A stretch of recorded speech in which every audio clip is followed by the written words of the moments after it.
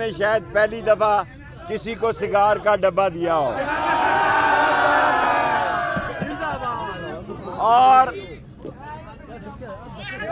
और उन्होंने कहा है कि मैं शाम 9-10 बजे भी आऊं और कल भी आऊं, इसलिए सुबह 11 बजे मैं अपनी क़यामगाह पर अहम तरीन प्रेस कॉन्फ्रेंस करूंगा।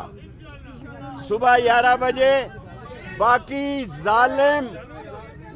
जालिम डाकू चोर लुटेरे सुन लें कि जो 90 दिन से इलेक्शन को आगे लेके जाएगा वो गद्दार होगा। उस पर आर्टिकल 6 लगेगी।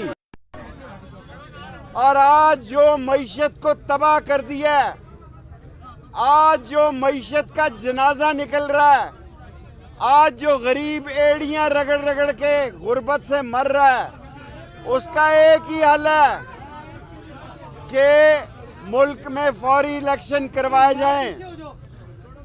और मैं कभी ख्वातीन पर बात नहीं करता, मरियम मेरी बेटियों जैसी है, लेकिन अपने शोर को तो साथ ले ले। आपका खावंद ही आपके साथ नहीं है। आप कहती हैं कि ये मेरी हुकूमत नहीं है, तो कौम को बताओ किसकी हुकूमत है और कौन लाया है। अगर जुर्रत है मरियम में तो कौम को बताए। वो कहती है ये मेरी हुकूमत नहीं है, तो कौम को बताए ये किसकी हुकूमत है, कौन लाया है। 380 अरब लास्ट ठहरो यार, 380 अरब जो बिजली चोरी होती है वो बिलों में डाल दी गई है। लोगों मुल्क को बचाना है तो ये वक्त है। ये पाकिस्तान पे ऐसा वक्त कभी नहीं आया कि चोर उचक्के और डाकू आंखें दिखा रहे हैं। इमरान खान कौम की आवाज़ है, उसके साथ खड़े होना।